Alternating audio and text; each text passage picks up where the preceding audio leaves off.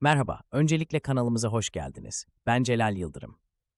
Bugün Samsung EcoBubble 4C hata kodunu nasıl çözebileceğimizi konuşalım.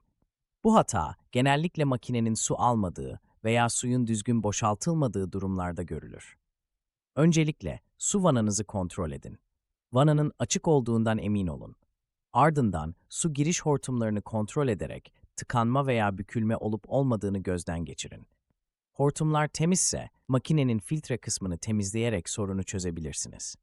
Eğer hala sorun devam ederse, daha detaylı bilgi almak için yorum yapabilir ya da iletişim hatlarımızdan bize ulaşabilirsiniz.